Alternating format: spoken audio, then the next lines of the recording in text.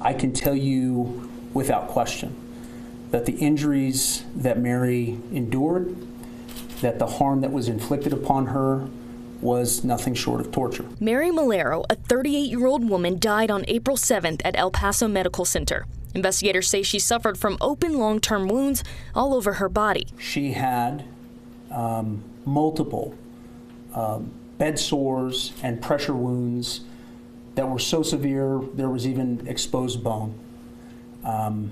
There were marks and abrasions. Investigators say these 3 women are behind her death. Angelita Chacon, Molaro's former caretaker, is facing up to 19 years in jail for abuse of a resident resulting in death, amid other charges. Chacon was Molaro's caretaker starting back in 2020 through a developmental disability waiver organization, a state-funded program that allows developmentally disabled kids and adults to stay in the care of communities instead of institutions. On February 27th, Chacon, her girlfriend Patricia Hurtado, and Luz Scott made their way to the U.S.-Mexico border from Rio Rancho. They told Customs and Border Patrol agents they needed to get to Mexico to give Molaro medical treatment. That's when agents searched their van and found Molaro in the back on the floor. When they tried to talk to Mary, she was unresponsive. She was nonverbal.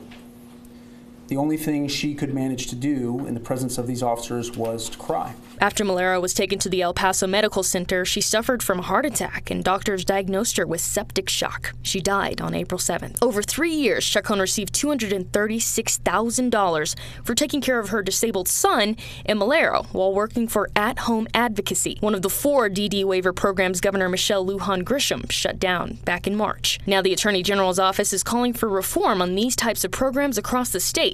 They said they're preparing for more cases like this. And I have a suspicion that before we are done, we will have several more instances of not only criminal referrals, but likely prosecutions resulting from abuse.